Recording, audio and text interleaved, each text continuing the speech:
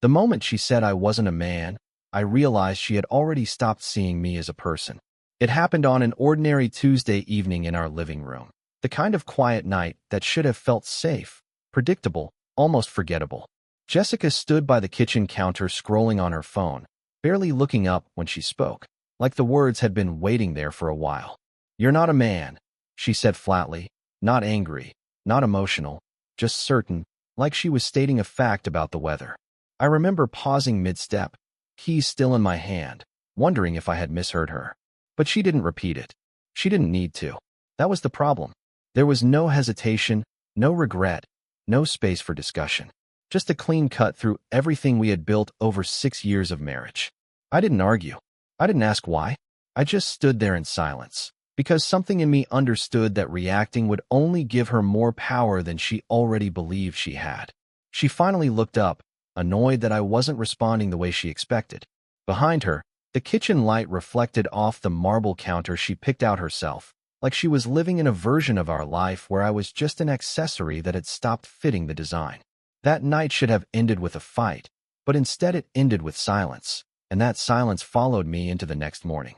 I got up early, as usual, made coffee, checked emails, and prepared for work at Walker Logistics, the mid-sized operations company where I had been employed for almost a decade. Nothing in my routine changed on the surface. That's the thing about moments like that.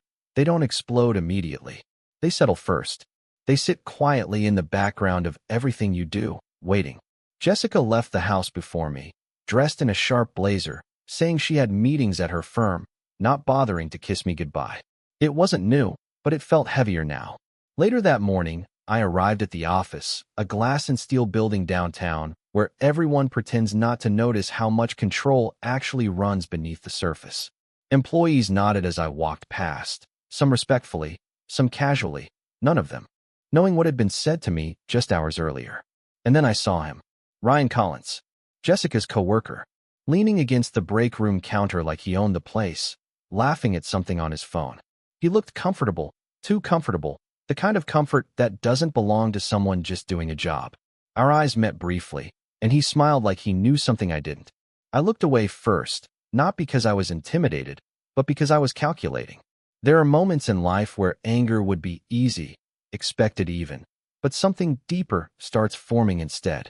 Something quieter, more precise. And as I sat down at my desk that morning, listening to the hum of the office around me, I realized that Jessica had made one mistake. She assumed silence meant weakness. When I arrived at the office the next morning, nothing looked different on the surface, yet everything felt rearranged in ways no one else could see.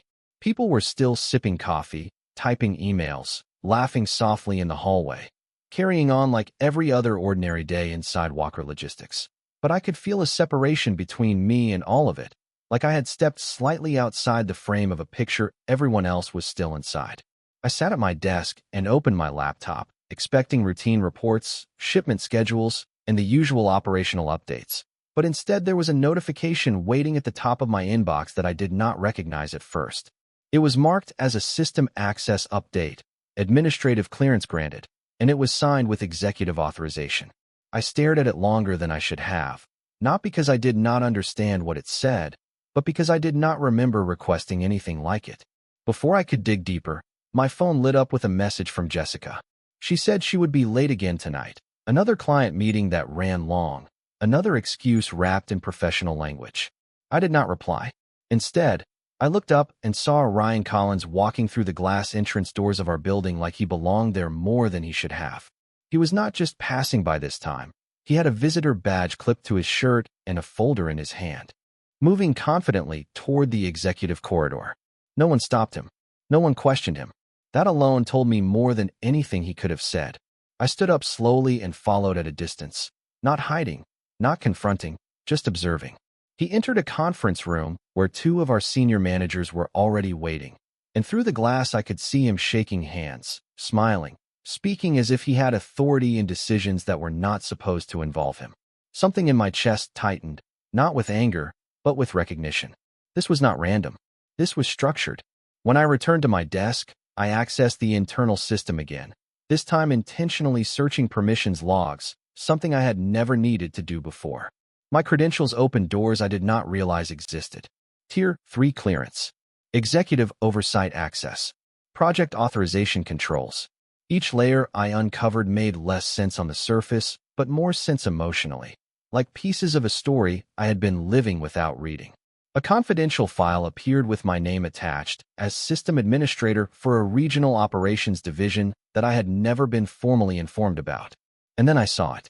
A scheduled personnel review for Ryan Collins, marked as urgent, initiated from my account. I did not authorize it, but the system recorded it as my action. My pulse slowed instead of rising, because somewhere between confusion and clarity, I understood this was not a mistake. It was a structure I had been placed inside without being fully aware of its shape. My phone vibrated again. Jessica this time, asking if I had seen Ryan recently, her message casual but timed too precisely to be accidental. I looked across the office floor through the glass walls and saw Ryan still inside the building, now speaking with HR leadership, unaware that every step he was taking was already being recorded inside a system he did not control. And as I sat there watching everything unfold in silence, I realized something shifting underneath all of it, not just in my marriage, but in the entire framework of the life I thought I understood, because for the first time, I was beginning to see that I was not simply an employee in this building, and Jessica was not the only one making assumptions about who I was.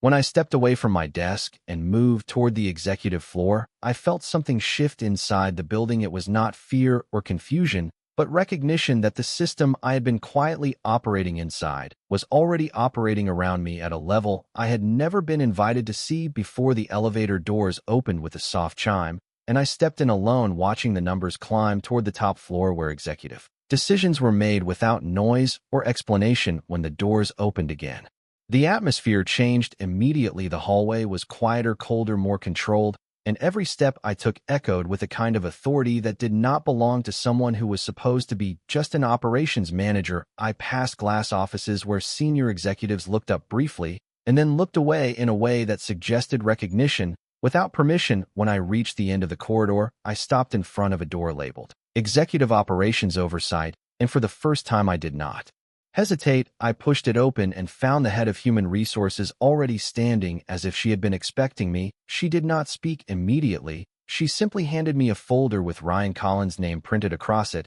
and said, "This was initiated under your authorization." My eyes narrowed slightly, not in surprise, but in confirmation, because the system was no longer hiding what it was doing. It was simply waiting for me to acknowledge it. I opened the file and saw the full review process already scheduled, including performance evaluation, compliance audit, and internal role reassessment.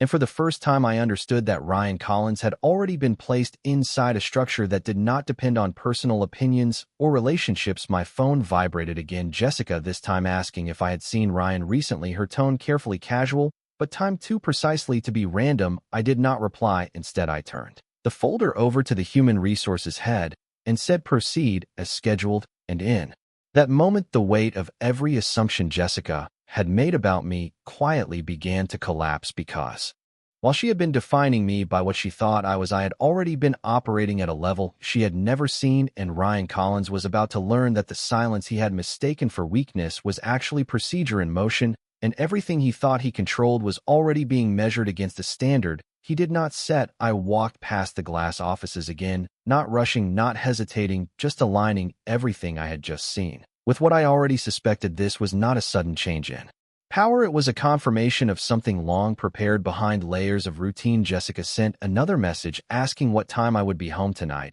I still did not respond. Instead, I opened the internal dashboard and reviewed the scheduled personnel actions one by one. Ryan Collins was now locked into a formal review cycle that would determine his standing in the company before the end of the day. I paused for a moment, looking at the screen, not because I was uncertain, but because I was finally seeing the full structure of what had been hidden beneath casual interactions and everyday office routines. My phone lit up one more time. Jessica again, this time asking if everything was okay. I looked at the screen and realized I stood there staring at the screen as Jessica's message stayed lit on my phone, asking if everything was okay. And for the first time, I did not feel pressure to answer immediately, because something deeper had already shifted in how I understood time inside the building. I I was no longer reacting, I was observing a process already in motion. I closed the notification and turned back toward the executive corridor where the human resources head was still standing near the glass door, holding the folder with Ryan Collins' name, as if it carried a weight she already understood but did not need to explain. She simply said the next step is already scheduled, and I nodded once, not because I was being told what to do, but because I was confirming what I had already set in motion without fully acknowledging it. Before that moment, I had always believed decisions in a company like this moved through layers of discussion and approval, but what I was beginning to see was something more structured, something quieter and far more final. I walked with her toward the internal conference room, where the digital wall display showed active personnel reviews in real time, and there it was, Ryan Collins' name highlighted under expedited review status, with a timeline compressed into the same day. No delays, no appeals, just sequence and procedure. I asked calmly who approved the acceleration, and she hesitated only briefly before saying your authorization was already on file from the executive operations layer. My expression did not change, but inside the understanding sharpened. Jessica's earlier words suddenly felt smaller, not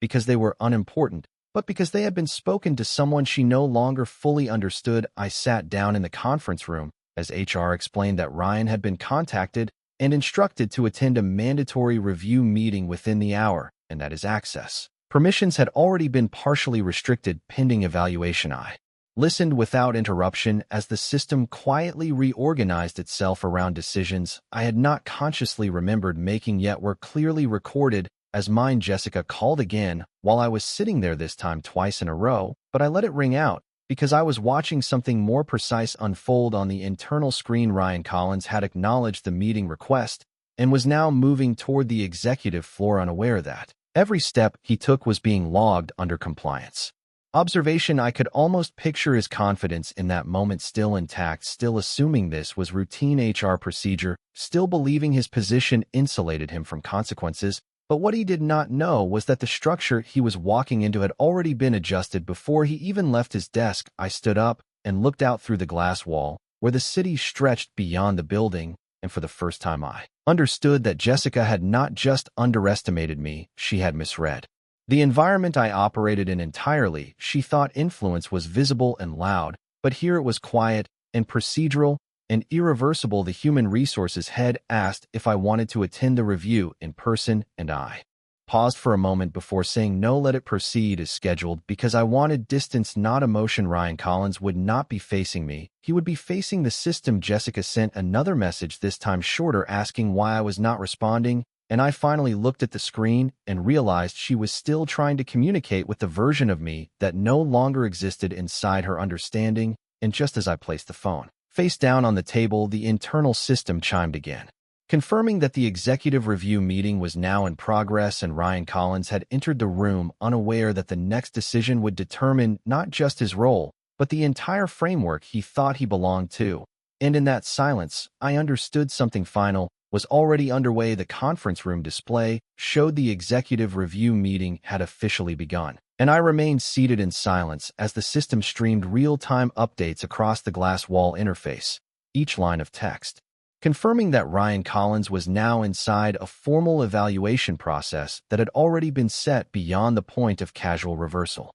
There was no drama in the room, no raised voices, only structured professionalism as human resources analysts connected remotely and began presenting documented activity logs tied to his access history, communication records, and internal project involvement. I watched without interruption, not because I needed validation, but because I was beginning to understand the architecture of something I had never paid attention to before.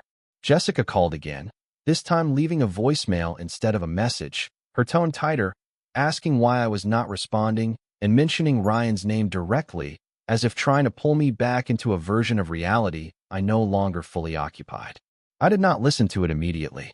Instead, I focused on the screen where the evaluation summary was now updating in real time. A senior compliance officer spoke through the system, stating that multiple internal inconsistencies had been identified in Ryan Collins' reporting alignment and that his role required immediate reassessment pending executive confirmation. There was no accusation, only procedure, but procedure in this environment carried more weight than opinion ever could. Ryan had entered the meeting room downstairs, and I could see his live camera feed on the side panel, his expression still composed, still unaware of the structural shift forming beneath him. He believed, as most people would, that this was a routine clarification. I stood up slowly and walked closer to the glass wall, looking down over the city as the system continued its quiet progression behind me. Then my name appeared on the executive panel again, not as a participant, but as the authorizing authority for the final decision layer. For a moment I did not move, because I finally understood what had been happening since the beginning. Jessica had not simply insulted me. She had spoken to someone she did not recognize inside a system she had never seen. The human resources head entered the room and confirmed that the executive oversight designation attached to my profile was not temporary and had been active for an extended period tied to regional governance responsibilities that had never been discussed in normal operational channels. She said it plainly, as if it were obvious, that I held final approval authority over personnel escalations at Ryan Collins' level. I did not react outwardly, but internally everything aligned into place. Jessica's messages no longer felt like interruptions. They felt like echoes from outside a structure she no longer understood. Downstairs, Ryan's meeting concluded. The system marked the outcome as resolved, and his access status shifted to restricted pending reassignment review. No confrontation had occurred, no conflict escalated, only a quiet administrative conclusion that carried irreversible weight. I closed the panel and turned away from the glass, just as another notification arrived confirming that all decisions tied to the review cycle had been finalized under my authorization. At that exact moment, Jessica called again, and I finally answered. Her voice came through quickly, controlled but uncertain, asking what was happening at the office and why Ryan had suddenly been pulled into internal review. I stood in silence for a brief moment before replying, not with explanation, but with clarity she was not prepared to hear. And as I spoke the words carefully and evenly, I realized she was no longer asking about Ryan. She was trying to understand me, and for the first time since this began, she understood she had been speaking to the wrong version of my life all along. I stayed silent on the call for a moment, not because I was unsure of what to say, but because I was finally understanding the distance between what Jessica believed and what was actually true. Her voice on the other end of the line was tighter now, less controlled, asking again what was happening at the office and why Ryan Collins had been pulled into an internal review process she did not recognize. I looked out through the glass walls of the executive floor as the city moved below like nothing had changed.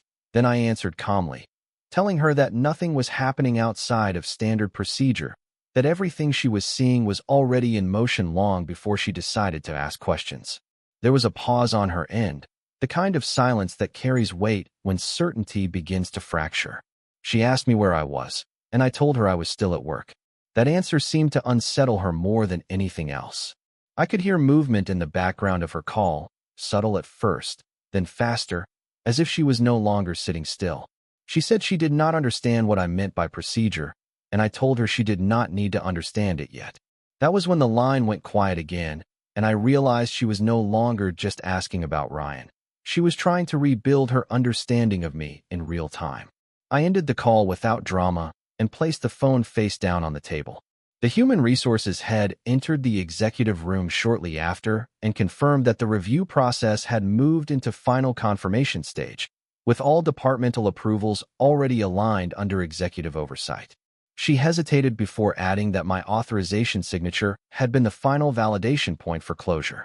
I did not respond immediately, because the words were not surprising anymore. They were confirming what I had already begun to see. She then opened a secondary file and placed it in front of me, showing a complete organizational mapping of my role within the executive operations framework that extended beyond Walker logistics into regional governance coordination that I had never been verbally briefed on in detail. Every line on the document reinforced a structure that had been operating quietly beneath my daily routine for years. I asked her when this had been activated, and she simply said it had never been activated. It had always been active, only segmented from standard visibility. That sentence changed nothing on the surface, but reorganized everything internally. Meanwhile, downstairs, I watched on the live system feed as Ryan Collins exited the review room escorted by compliance staff, his access levels already updated to restricted status pending reassignment review. There was no confrontation, no public moment. Only a procedural transition that removed him from the structure he believed he controlled. My phone lit up again with Jessica calling repeatedly, but I did not answer. Instead, I stood up and walked to the window, watching reflections of the office lights overlap with the skyline, and I realized something important had shifted that had nothing to do with Ryan anymore. It was about recognition. Jessica had always spoken to me as if I existed within a limited version of her expectations, but the system I was standing inside did not operate on perception. It operated on structure, authorization, and confirmation layers she had never seen. The human resources head asked if I wanted full disclosure of all active executive roles tied to my profile, and I told her to proceed. As she turned the screen toward me, Jessica arrived at the building lobby downstairs, her presence appearing on the visitor access feed as she requested entry, still unaware that the version of me she was looking for no longer existed in the place she thought it did. And as I watched her name appear on the entry log, I understood she was finally stepping into a version of reality that could no longer be explained through the words she had used before. The moment Jessica's name appeared on the visitor entry log, I did not feel surprise, only a quiet confirmation that the distance between her understanding and reality had finally collapsed into something visible. She was in the lobby of Walker Logistics now, standing beneath the glass ceiling where every movement was tracked through the security system, waiting for approval that she likely assumed would come instantly, as it always had in her version of my life. I watched her image on the executive floor display as she checked her phone, probably expecting me to respond or come down like before, but I remained where I was, seated in the executive oversight room, observing the system rather than participating in the emotional assumptions she carried into the building. The human resources head stood beside me and asked if I wanted her granted immediate access or standard visitor processing, and I told her to proceed with standard protocol. It was the first time I had ever used that phrase in my own situation, and I could feel how neutral it sounded compared to everything Jessica was used to receiving from me. Down in the lobby, I could see her posture shift slightly as she realized the wait was longer than expected, her expression tightening with the early signs of confusion. She made a call, likely to my phone, but I did not answer. Instead, I opened the internal monitoring feed and watched the access desk begin verifying her identity through secondary clearance channels that she had never encountered before. The system did not treat her as my wife in that moment, only as a visitor requesting executive floor access. That distinction alone changed everything about her position inside the building. After a few minutes, she was issued a temporary badge, not for the executive level, but for the general administrative meeting zone, and I saw her pause when she noticed the restriction. She looked up toward the upper floors, as if expecting to see me through the glass, but the structure of the building did not allow that kind of direct visibility from where she stood. I stood up slowly and walked toward the elevator bank, not because I was rushing toward her, but because I understood that avoidance or delay would no longer change what was already in motion. The elevator doors closed quietly as I selected the executive level, and as I ascended, I reviewed the full system summary that the human resources head had provided. My role was no longer just operational oversight. It included final authority on regional personnel structure alignment, a designation that had been segmented from my daily interactions but active within the governance framework of the company. It explained why decisions I had not consciously tracked were still being executed under my authorization. When the elevator doors opened, Jessica was already being escorted by a floor coordinator toward a consultation room on the lower executive corridor, still unaware of the structural shift she had walked into. I stepped out and approached calmly, and for the first time since she had entered the building, she saw me not as the version she had been communicating with, but as something she did not immediately recognize. Her expression changed from expectation to uncertainty, and she asked why I had not come down sooner. I did not answer immediately, because I was aware that every explanation she had assumed until now would no longer fit the environment she was standing in. The coordinator stepped aside as I instructed Jessica to follow me into the executive conference space, and she hesitated before doing so, sensing that the atmosphere of the building had changed in ways she could not name. When we entered the room, the city stretched behind us through the glass wall, and I told her calmly that nothing she thought was happening was incorrect, but it was incomplete. Her phone buzzed repeatedly in her hand, but she did not look at it this time. Instead, she asked what I meant, and I realized that this was no longer about Ryan Collins or about her earlier assumptions. It was about the structure she had never seen and the version of me she had never had access to. And as I looked at her standing there for the first time without certainty, I understood that the silence she once dismissed was no longer silence at all. It was simply the part of the system she had never been allowed to hear. Jessica stood in the executive conference space with her hands loosely gripping her phone. But for the first time, she was not scrolling or interrupting or trying to control the rhythm of the moment. She was simply listening in a way that felt unfamiliar to her, as if the environment itself had finally removed her ability to rewrite it. The city stretched behind the glass walls, distant and indifferent, while the room between us felt structured by something she could not see but was beginning to feel. I sat across from her at the long conference table, not raising my voice, not showing urgency, only presence. She asked again what was happening, her tone less confident now, and I told her calmly that nothing had changed in the system today that had not already been in place long before she walked into the building. That sentence made her pause because it did not give her anything to push against. She asked about Ryan Collins, whether he had been fired or suspended, or if this was some kind of misunderstanding, and I told her it was neither. It was procedural alignment. The words sounded simple, but they carried weight she was not used to hearing from me. The door behind us opened, and the human resources head entered carrying a final confirmation file, placing it on the table in front of me without hesitation. She said the review cycle for Ryan Collins had been completed and all access permissions had been formally reassigned according to executive oversight protocol. Jessica looked at the document, then at me, then back at the document again, as if waiting for it to change into something more familiar, something she could categorize as emotional or personal. It did not change. Instead, it remained structured, official, and final.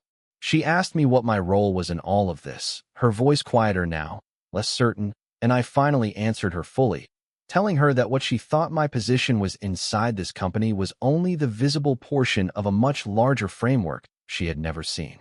I explained that executive oversight was not something assigned for appearance or title, but for structural authority across multiple operational layers, and that decisions she had assumed were made collectively were in fact routed through systems tied to my authorization. As I spoke, I could see the shift in her expression, not dramatic, not emotional, but slow, like a recalibration of everything she had used to define me. She tried to interrupt once, asking why I had never told her, and I responded simply that she had never asked the right questions. That was the moment the silence in the room changed. It was no longer tension, it was recognition. The human resources head excused herself, leaving us alone again, and Jessica finally set her phone down on the table as if it had become too heavy to hold. She asked if Ryan was gone, and I told her Ryan had not been removed. He had been reassigned under formal review completion, which meant his role in the structure had been reclassified and no longer intersected with the authority chain he previously believed he was part of. She looked down at the table surface, then asked what that meant for us, and for a moment I did not answer because I understood that she was no longer asking about him. She was asking about the version of me she had built her assumptions around. I stood up and walked toward the glass wall, looking out at the city again, and told her that nothing in my life had changed in the way she thought it had, only in the way it had always been operating beneath perception. Jessica slowly stood as well, but her confidence was gone now, replaced by something quieter, something uncertain. She asked if I had been hiding this from her, and I told her I had not hidden anything. I had simply existed in a system she never took the time to understand. As I turned back toward her, I realized the final shift was not about authority or Ryan or the company.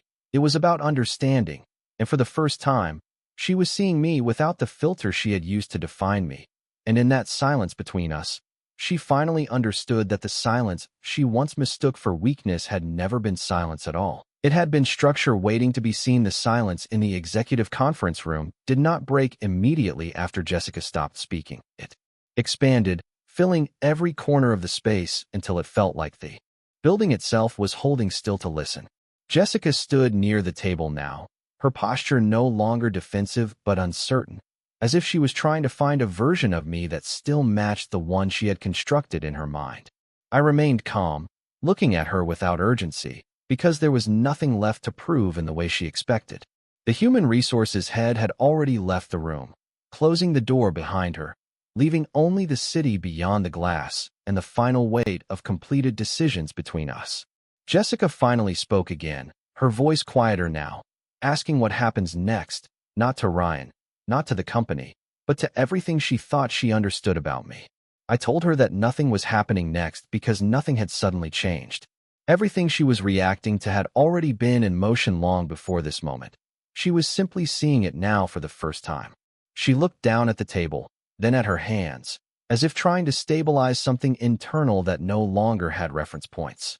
I walked back to my seat and placed both hands calmly on the table, not as a gesture of control, but as a return to stillness. She asked if I had ever been honest with her about my role in the company, and I answered without hesitation that honesty was never absent, only unrecognized because it did not fit the version of me she preferred to believe in. That answer did not create anger, only silence again, but this time it was different. It was no longer resistance, it was comprehension forming slowly. Jessica sat down across from me without being asked, her phone still on the table but no longer active, as if its importance had faded. She asked softly if Ryan would come back, and I told her no, not in the structure he had been part of. His role had been reassigned, his access reclassified, and his presence in the system had reached its natural conclusion. There was no emotion in the explanation, only fact, and that seemed to unsettle her more than any confrontation could have.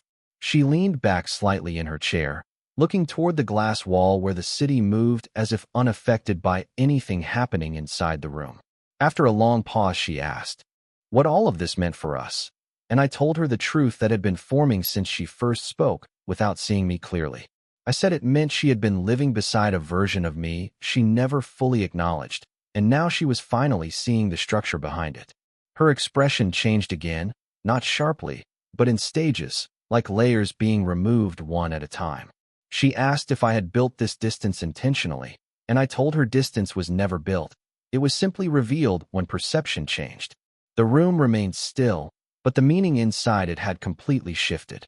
Jessica looked at me for a long moment, then lowered her gaze, and when she spoke again her voice was no longer questioning but reflective, as if she was trying to rebuild understanding from the beginning. She said she did not know who I was anymore, and I responded that I had not become someone else. I had only always been the same person within a system she never took the time to see. The words did not echo, they settled. Outside the glass the city continued without pause.